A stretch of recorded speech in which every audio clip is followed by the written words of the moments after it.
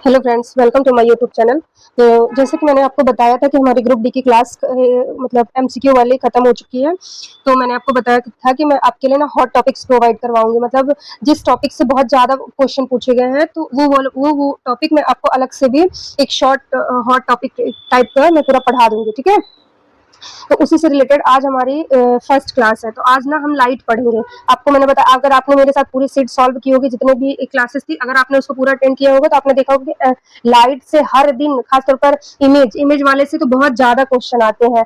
तो वही है कि मतलब लाइट वाला चैप्टर आज हम स्टडी करेंगे, ठीक है।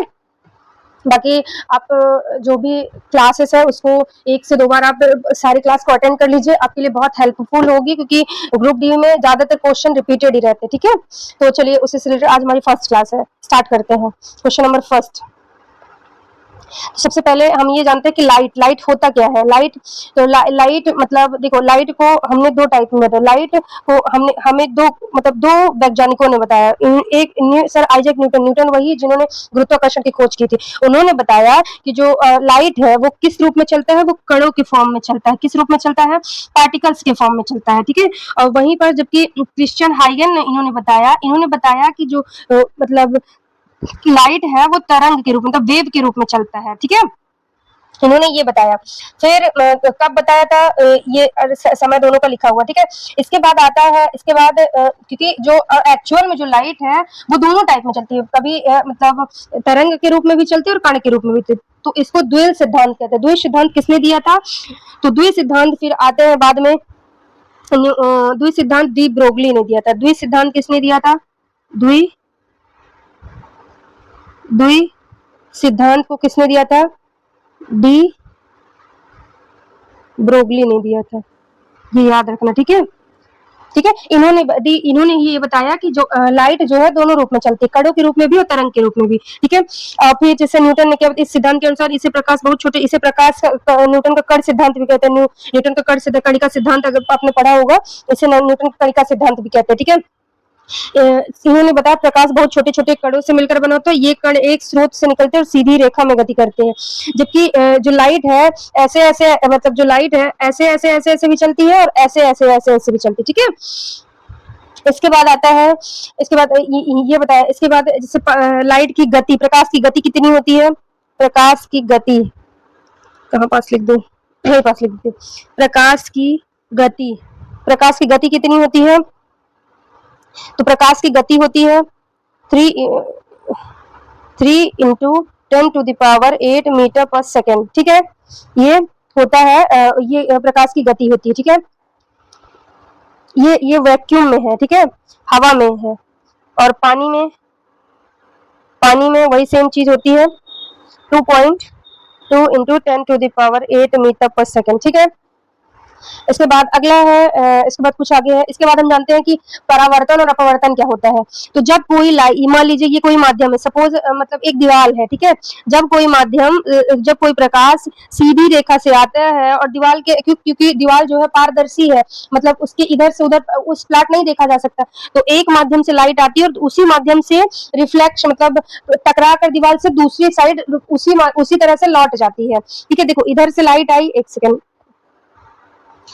देखिए इधर से लाइट ये आ रही है और यहाँ पर टकरा रही है और यहीं से ये रिटर्न चली जा रही है, ठीक है। तो बस मतलब सेम एक डायरेक्शन से आना और दूसरे डायरेक्शन चले जाना, उसको उसी को टकरा कर किसी चीज से, और ऐसे चीज से टकरा जिससे मतलब पूरी तरह से वो, ऐसा ना हो कि अब कांच से टकराएगा तो वो आधा प्रकाश दूसरे साइड भी चला जाएगा, तो एक तरह से वो अपवर्तन हो जाएगा, ना कि परावर्तन। तो परावर्तन के लिए सबसे बड़ी चीज एक तरह से सॉलिड स्टेट, जिसमें इधर उधर हम नहीं देख सकते, सपोज गेट, दीवार, घर, ऐसी चीजें, ठीक है। उसे बोलते हैं परावर्तन। तो आपतित किरण, परावर्तित किरण और अभिलंब तीनों एक ही तल पर स्थित होते हैं, ठीक है। और आपतन कोण का मान परावर्तन कोण के बराबर, मतलब जितना इसकी वैल्यू होगी उतनी ही इसकी वैल्यू भी होगी, ठीक है। अगर सपोज इसकी वैल्यू 20 है, अगर इसकी वैल्यू 20 है तो इसकी भी वैल्यू 20 ही होगी, और इन दोनों की कितनी हो जाएगी? 70-70, ठीक है। वही है कि दोनों की वैल्यू सेम होती है। आपतित किरण परावर्तित किरण का मान समान, आपतित किरण, परावर्तित किरण, अभिलंब तीनों एक बिंदु पर होता है। आपतित किरण का कोण परावर्तित कोण के मान के बराबर होता है। ये कोण आई बराबर कोण आर, ठीक है, ये लिखा भी है। जब प्रकाश की किरण किसी चमकदार सतह से टकराकर उसी माध्यम में वापस लौट जाए तो उसे परावर्तन कहते हैं। आपतन कोण और परावर्तन का कोण बराबर, आपतित किरण परावर्तित किरण अविलंब एक ही तल में स्थित होते हैं। ठीक, अब आते हैं जैसे अब उदाहरण के लिए परावर्तन, समतल दर्पण बोलते हैं प्लेन दर्पण को। ऐसे जैसे जो वो क्या बोलते हैं, जो हमारे घरों में कांच मतलब स्लाइडिंग डोर नहीं लगा रहता, तो डोर में जो कांच लगा रहता है उसको बोलते हैं समतल दर्पण, तो जिसके मतलब लाइट इस फ्लैट से उस फ्लैट चली जाती है। ठीक है, तो वहां से प्रकाश आता है और रिफ्लेक्ट होके दोबारा उसी माध्यम में दोबारा लौट जाता है, इसीलिए तो अंदर हमें दिखाई देता है। ठीक है, और एक वाहन का रियर साइड मिरर, जो हमें बाहर मतलब जो साइड मिरर होता है, जो हम दूर पीछे की चीजें देखने के लिए, वो भी परावर्तन का ही उदाहरण है। और बाकी शांत जल में प्रतिबिंब, ये भी परावर्तन को, जितना शांत होगा उतना ही क्लियर परावर्तन दिखेगा हमें। इसके बाद आते हैं अपवर्तन। अपवर्तन क्या होता है, जब कोई मतलब लाइट सघन माध्यम मतलब विरल माध्यम से, ये विरल है, ये सघन है, जब कोई लाइट सघन माध्यम से या विरल माध्यम, जब कोई लाइट विरल माध्यम से सघन माध्यम में प्रवेश करती है तो वो अपनी अक्ष की ओर थोड़ा सा झुक जाती है। देखो जैसे ये है, अब एग्जांपल में ये लिख रही, ये है हवा, ये है पानी, ठीक है, ये है हवा, ये लाइट आ रही है, ठीक है, तो इसको जाना तो ऐसे था, पर ये इधर नहीं गई, ठीक है, ये थोड़ी सी इधर ये इधर मुड़ गई, इधर ये मुड़ गई। रीजन क्यों? क्योंकि ये तो मतलब वैक्यूम था, एक तरह से खुला पता, यहाँ कोई रुकावट नहीं थी, पर ये सघन माध्यम मतलब इतनी आसानी से इसको नहीं पार कर पा रहा था, इसीलिए अविलंब की तरफ ये झुक जाता है। बस ये ध्यान रखना। अब जब विरल माध्यम से सघन माध्यम में प्रवेश करती है तो जो लाइट जो है अविलंब की तरफ की साइड थोड़ा सा झुक जाती है। रीजन सीधा नहीं निकल पाने क्यों? क्योंकि हवा जो है विरल माध्यम होता है और पानी जो है सघन माध्यम होता है। ठीक है, बाकी ये जैसे जब प्रकाश के माध्यम एक दूसरे से प्रवेश करता है तो उसे चाल बदलने के कारण उसकी दिशा में बदल, उसे अपवर्तन कहते हैं।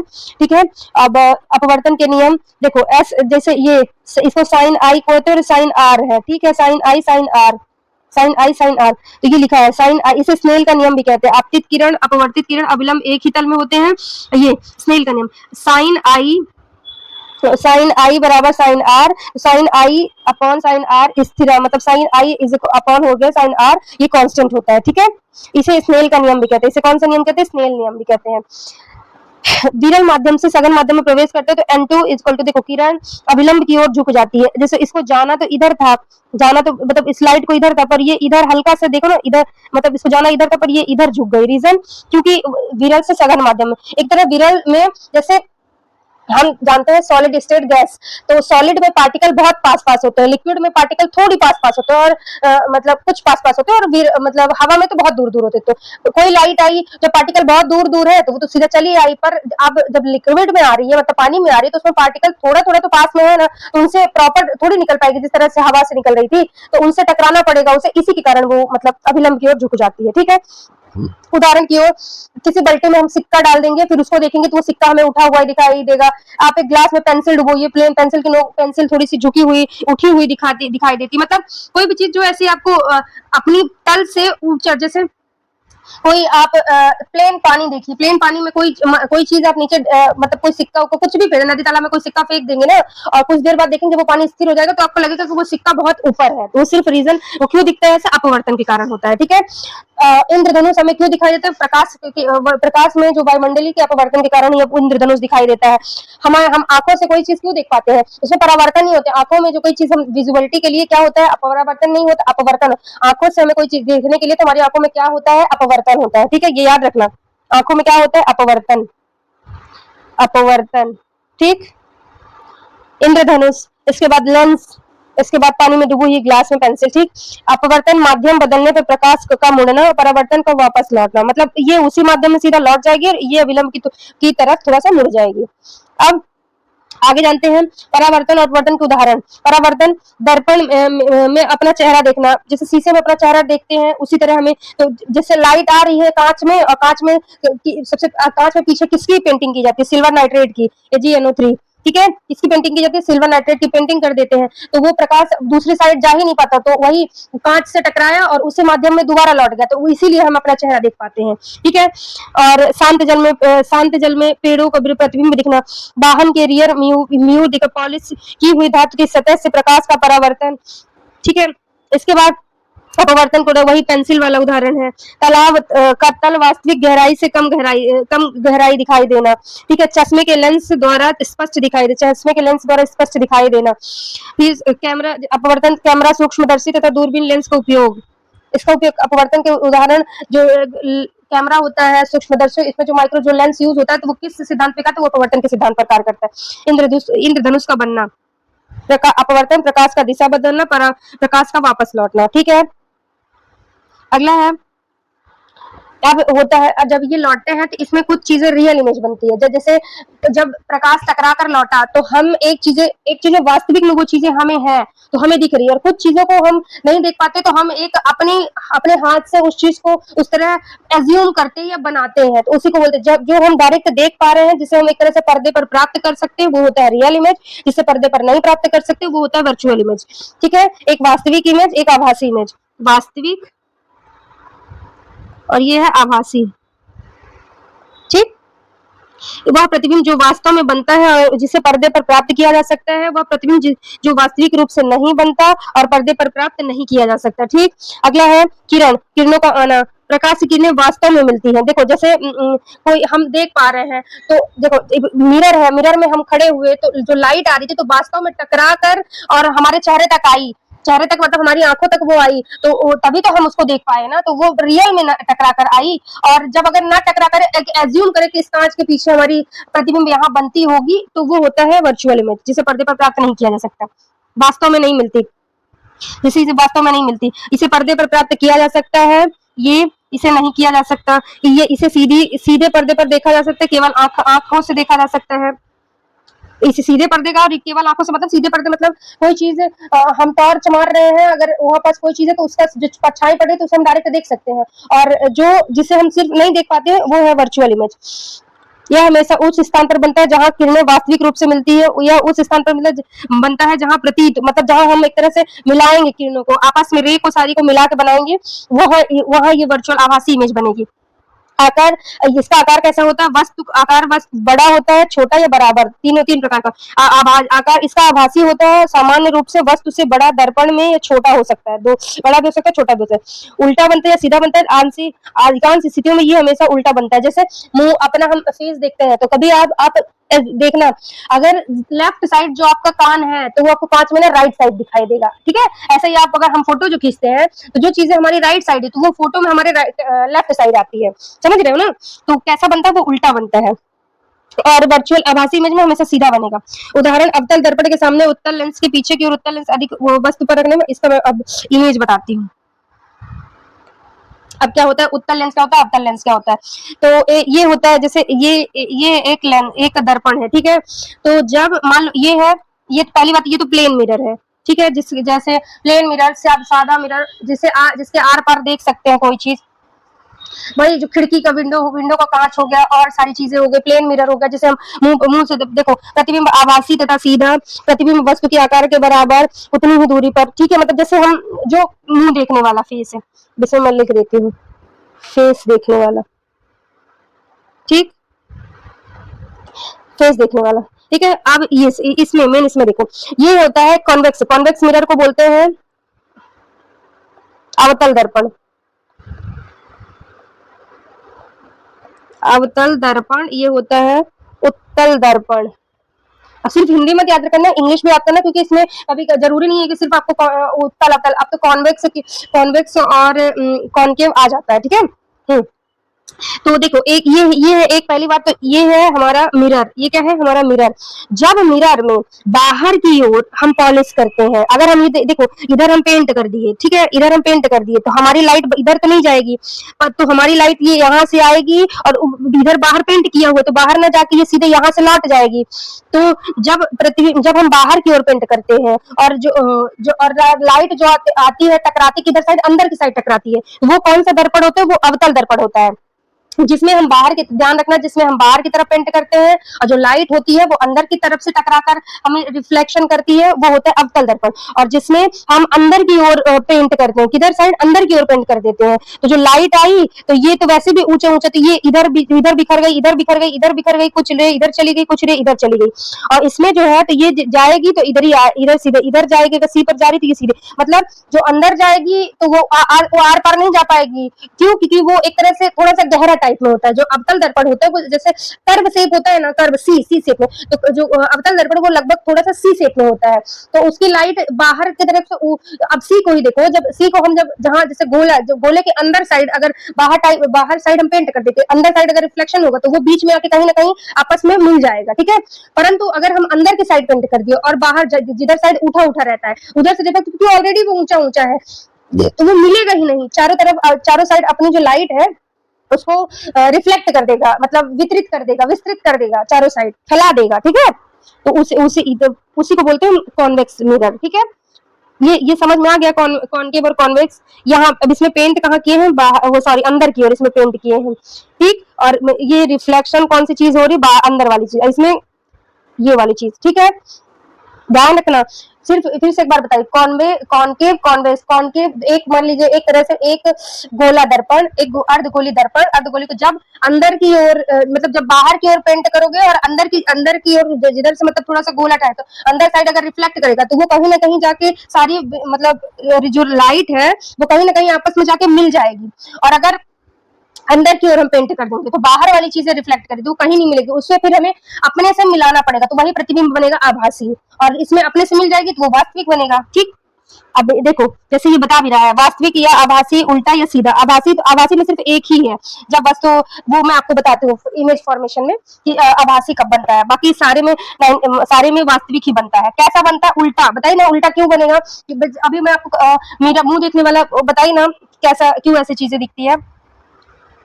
सीधा, बहुत बड़ा या छोटा, ये ऐसा भी। यदि वस्तु दर्पण को फोकस दूरी से बाहर तो वास्तविक और उल्टा प्रतिबिंब बनता है। फोकस के अंदर रखा है तो आभासी और सीधा बनता है, ठीक। विशेषता या केवल आभासी, सीधा और छोटा प्रतिबिंब बनता है। प्रतिबिंब दर्पण के पीछे फोकस पर और ध्रुव पी के बीच बनता है। इसका उपयोग वाहनों के rear view mirror, side mirror के रूप में होता है, ठीक है।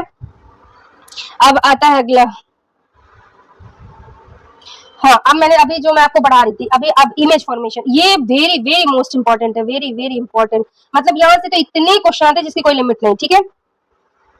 अब ये है, ये देखो, ये है अवतल दर्पण। ये कैसा दर्पण? ये सब अवतल दर्पण है। ये देखो, ये है मतलब इसमें प्रतिबिंब हमें इस कांच में दिखाई दे रही है। ये पेड़ यहाँ रखा है तो इसकी प्रतिबिंब हमें यहाँ दिखाई दे रही है, तो कहीं ना कहीं लाइट यहाँ गई होगी और यहाँ से टकरा कर यहाँ लौटी होगी, तो इसका प्रतिबिंब यहाँ बना होगा, तभी ये यहाँ दिख रहा है। समझ रहे हो ना? हाँ।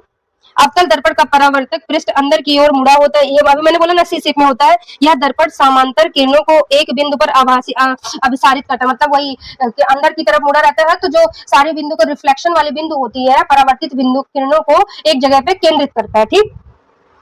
अवतल दर्पण द्वारा बनने वाले प्रतिबिंब, देखो अब ये वेरी वेरी, जब वस्तु अगर अनंत पर है, अगर मान लीजिए ये कैसा दर्पण है, ये अवतल दर्पण है, ठीक है।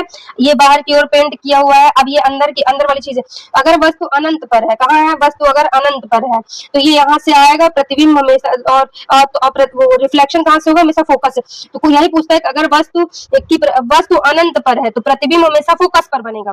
फिर से याद कर लो, अगर वस्तु अनंत पर है तो प्रतिबिंब हमेशा फोकस पर बनेगा। अगर वस्तु फोकस पर है, देख लो यहीं पास कहाँ, अब देखो उसी का अपोजिट, अगर वस्तु फोकस पर है तो प्रतिबिंब हमेशा अनंत पर बनेगा। एक, ठीक, एक से याद करो, उसका अपोजिट दूसरा है, ठीक। अब कैसा बनेगा? प्रतिबिंब का प्रकार वास्तविक बनेगा, वास्तविक तो मैंने बताया। उल्टा बनेगा, उल्टा भी मैंने बता दिया कि अत्यंत छोटा। जब ये जो प्रतिबिंब का आकार है तो बहुत छोटा बनेगा। और इसी में जैसे जब वस्तु फोकस पर है और प्रतिबिंब अनंत पर है तो इसमें वस्तु का, तो इसमें प्रतिबिंब बहुत बड़ा बनेगा, इसमें अत्यंत बड़ा, इसमें बहुत छोटा, अत्यंत छोटा, ठीक। प्रतिबिंब का वास्तविक और उल्टा, बाकी दोनों से एक चीज है। फिर से एक बार बताओ, जब वस्तु अनंत पर है प्रतिबिंब फोकस पर बनेगा। कैसा बनेगा? वास्तविक बनेगा, उल्टा बनेगा, और कैसा बनेगा? आकार कैसा रहेगा? अगर वस्तु अनंत वाली है तो छोटा बनेगा, और वस्तु अगर फोकस पर है, प्रतिबिंब अनंत पर है, तो वस्तु का इमेज कैसा बनेगा? बहुत बड़ा बनेगा, और सीधा, मतलब सीधा वास्तविक बनेगा और उल्टा बनेगा, ठीक। अब एक चीज है, अगर वस्तु सी पर, सॉरी,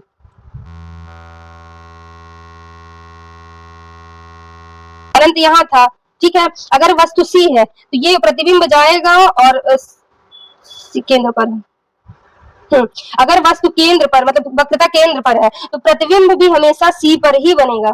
ये ऐसा जाएगा और ऐसा टकराएगा और ऐसे रिटर्न जाएगा।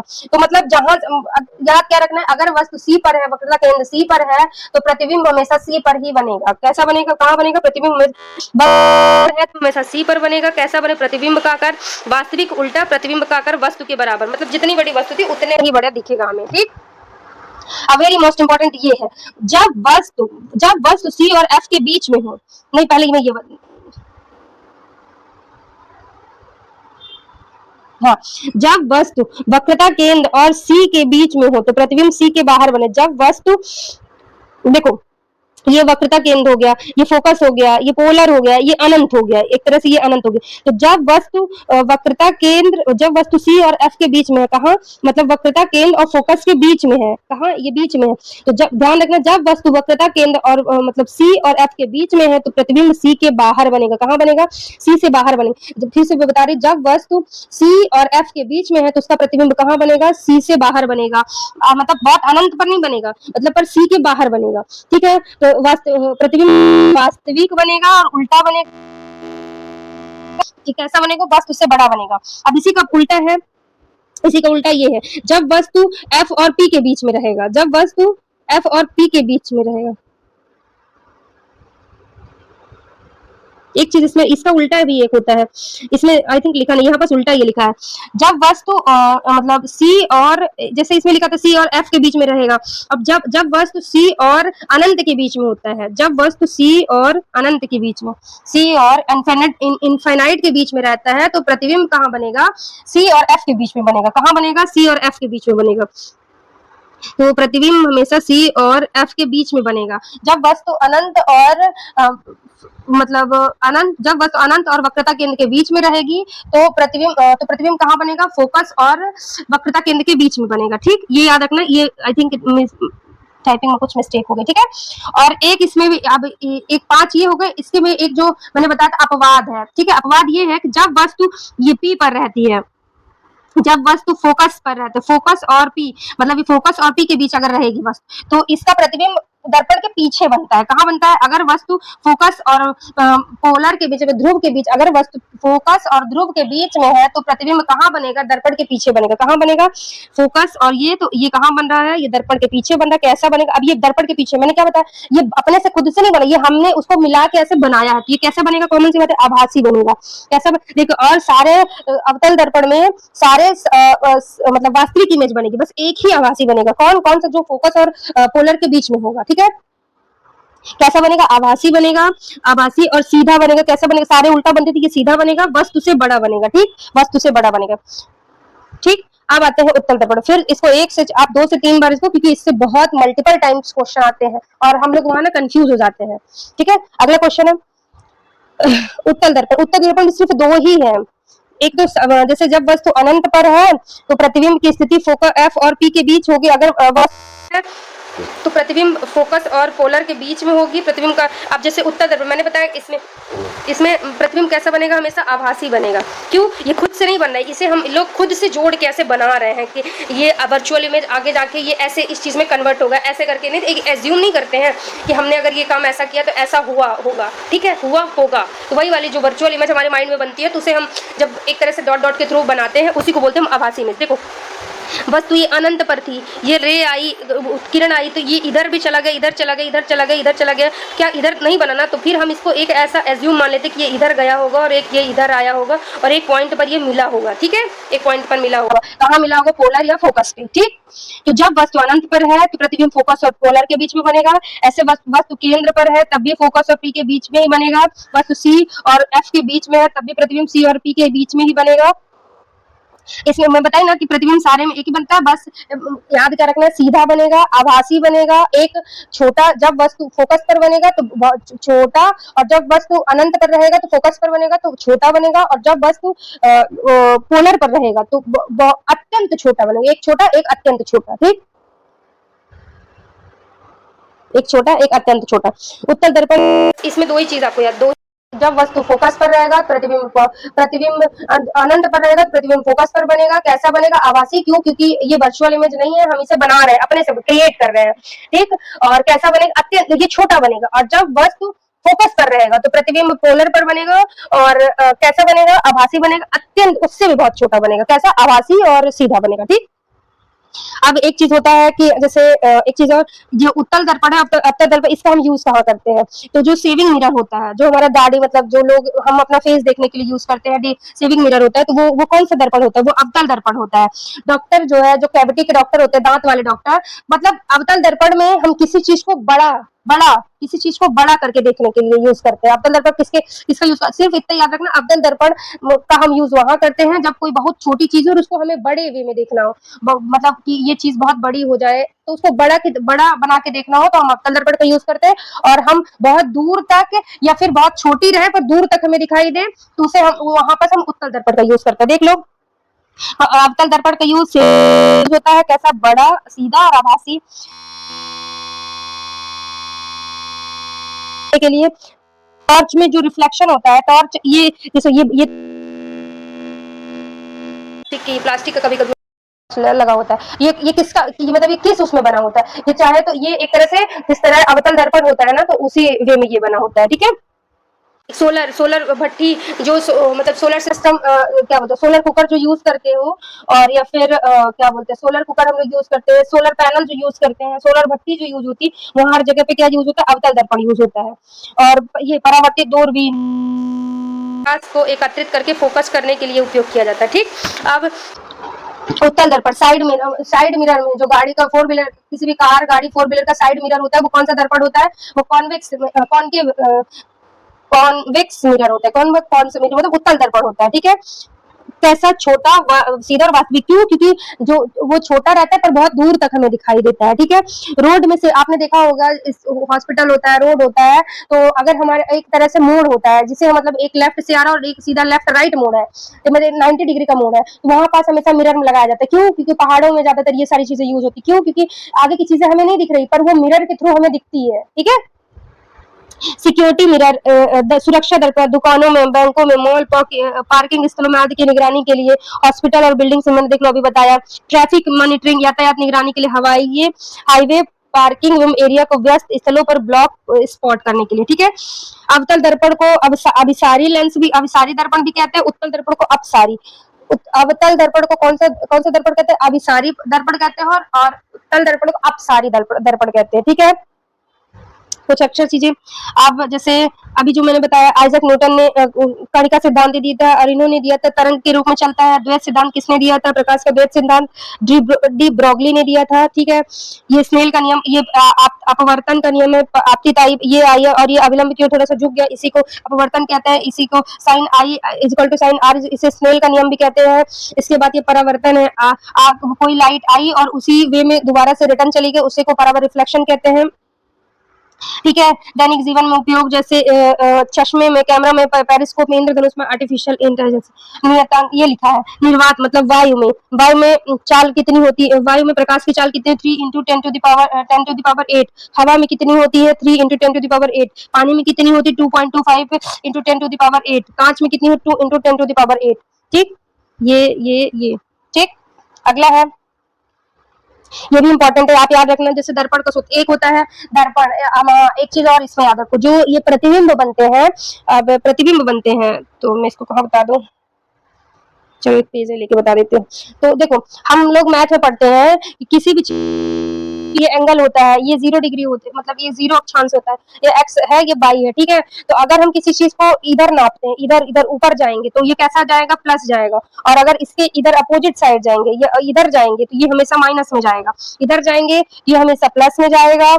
ठीक। इधर जाएंगे तो ये हमेशा माइनस में जाएगा। ठीक है। ऐसे ही अगर इधर मतलब इधर जाएंगे तो कैसा इमेज बनेगा? नेगेटिव पॉजिटिव इमेज बनेगा। इसी के अपोजिट जाएंगे तो कैसा इमेज बनेगा?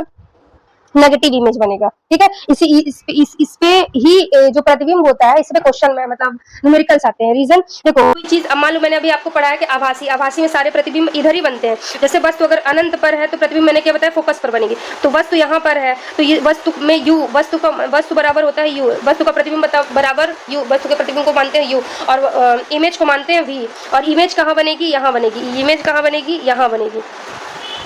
इमेज मान लो यहाँ बनेगी, तो ये देखो ये क्या बनेगा, ये भी बनेगा। ये भी कैसा रहेगा, ये भी माइनस रहेगा। ये भी माइनस क्यों, क्योंकि ये इधर आ रहा है, ये भी इधर आ रहा है। अब यही इधर जाएगा। अगर वो जो पी वाला मैंने बताया कि अगर वस्तु पी और एफ के बीच में है तो हम उसको मिला रहे थे इधर, यहाँ पास मिला, तो इसमें कैसे बनेगा, इसमें पॉजिटिव होगा और प्रतिबिंब भी कैसा होगा, पॉजिटिव होगा। ठीक, इसको याद रखना। अब यहाँ मैं बताती हूँ इसका कहाँ यूज होगा।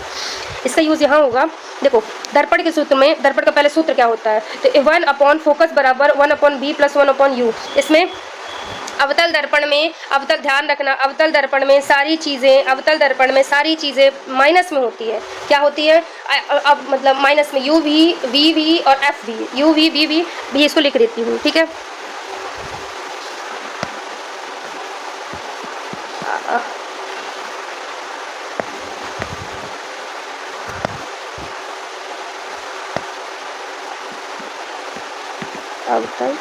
अवतल दर्पण में यू वी एफ तीनों माइनस में होते हैं। ठीक है, और उत्तल दर्पण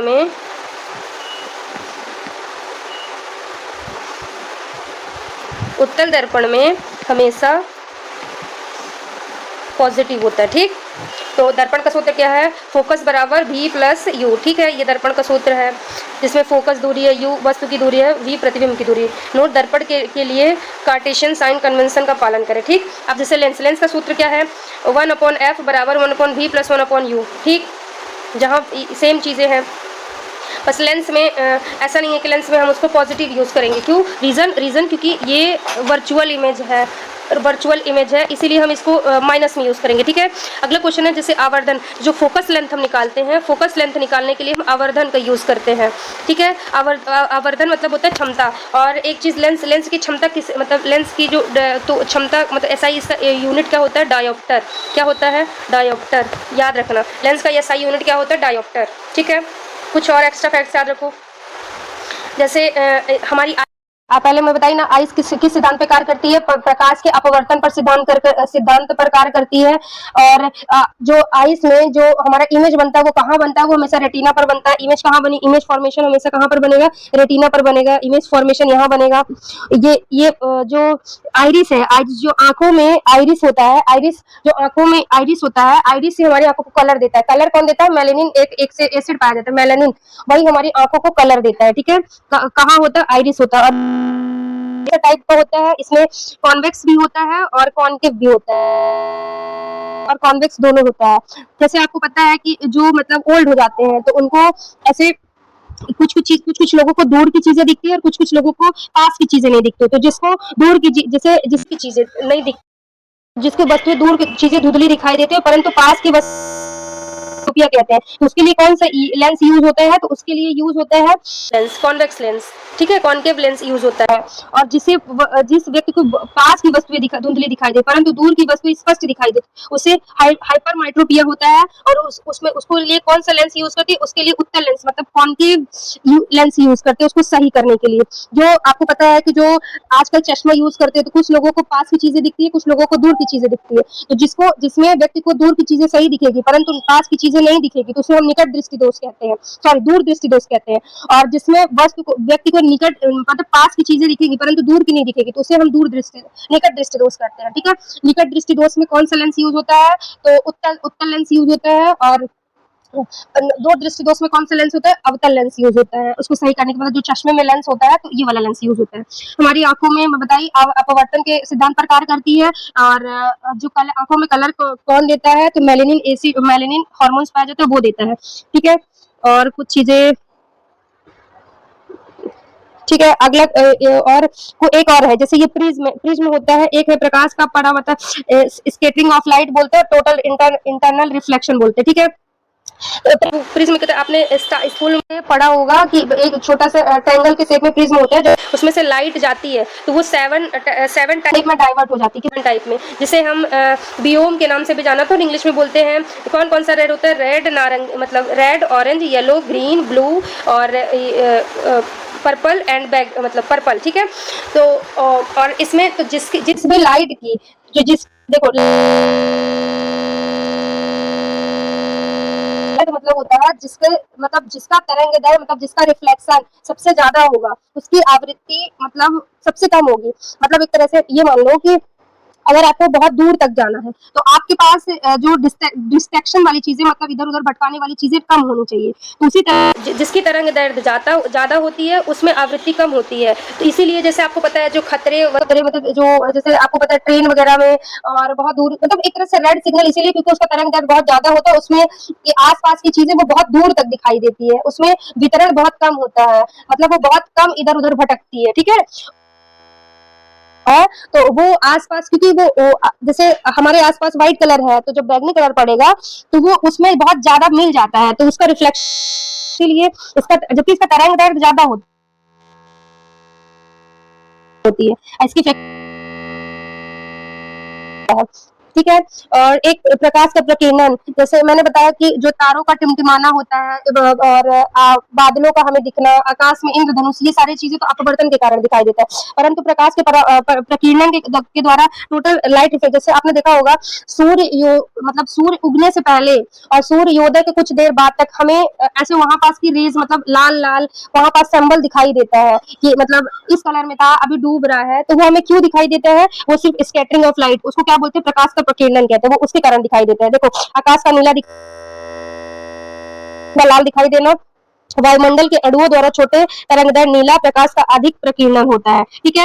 और एक होता है पूर्ण आंतरिक परावर्तन, टोटल रिफ्लेक्शन। टोटल रिफ्लेक्शन होता है जो डायमंड होता है, मतलब टोटल रिफ्लेक्शन में सिर्फ आपको याद ये रखना है कि जैसे मैं बताई थी अपवर्तन कहाँ होता है, जब लाइट विरल माध्यम से सघन माध्यम में प्रवेश, मतलब एक तरह से जब हवा में से लाइट पानी में प्रवेश करती है तो अपने अभिलंब की ओर झुक जाती है। रीजन क्योंकि पानी में पार्टिकल्स जो है तो बहुत पास पास होते हैं, और जो पूर्ण आंतरिक परावर्तन होता है वो हमेशा सॉलिड के अंदर होता ही स्टार्ट है, सॉलिड से वो सॉलिड में ही रह जाएगा। जो हीरा है मतलब जो डायमंड है वो उसी के कारण चमकता है। रीजन क्योंकि एक तो वो सॉलिड रहता है, उसमें रे गई और वो बाहर निकल ही नहीं पाती, ठीक है। वो रेज आती है और फिर से उसी मतलब सघन से ही सघन में, एक तरह से पानी से कोई चीज पानी में ही रह जाए, कांच से कोई चीज कांच में ही रह जाए, उसको बोलते हैं पूर्ण आंतरिक परावर्तन, ठीक है। तो जो हमारा हीरे का चमकना है वो किसका उदाहरण है? पूर्ण आंतरिक परावर्तन। ये पेपर में आता है, जैसे ये उपयोग लिखो, ऑप्टिकल फाइबर्स, हीरे का चमकना, स्टेथोस्कोप, पेरिस्कोप, दूर संचार क्या है? जो टेलीस्कोप होता है बहुत जगह पे, जो पृथ्वी पर स्थित जो मतलब आकाश में उपस्थित जो तारामंडल है उसको देखने के लिए रात में तो जिस भी दूरबीन का उपयोग किया जाता है उसमें कौन सा मतलब रिफ्लेक्शन होता है? उसमें पूर्ण आंतरिक परावर्तन होता है, ठीक है। और ये प्रिज्म जैसे देखो प्रिज्म वर्ण विक्षेपण किसमें होता है? प्रिज्म में प्रकाश का नीला दिखाई देना प्रकाश का प्रकीर्णन है। पूर्ण आंतरिक परावर्तन, ऑप्टिकल फाइबर्स, हीरे का चमकना किसका उदाहरण है? पूर्ण आंतरिक परावर्तन का, ठीक है। बाकी अपनी तरफ से मैंने सारी चीजें इसमें ऐड ऑन कर दी है। अगर सेशन अच्छा लगे तो प्लीज लाइक शेयर सब्सक्राइब करना, और 1 से 2 बार आप इस क्लास को पूरा पढ़ लेना, क्योंकि ग्रुप डी एनटीपीसी जितने भी है सारे में लाइट चैप्टर से बहुत इंपॉर्टेंट क्वेश्चन आते हैं, खासतौर पर इमेज वाले से टॉपिक से बहुत ज्यादा क्वेश्चन आते हैं। और आपने अगर एमसीक्यू मेरे साथ सॉल्व किए होंगे उसपे भी हर दिन 1 से 2 क्वेश्चन इस टॉपिक से आता ही था, इसीलिए मैं देखती हूँ कल आपका एक नेक्स्ट चैप्टर केमिकल बॉन्डिंग से रिलेटेड है, उसकी मैं क्लास लूंगी। तो अगर आपको ये क्लास अच्छी लगे तो प्लीज लाइक शेयर सब्सक्राइब करना। मिलते हैं कल। Thank you.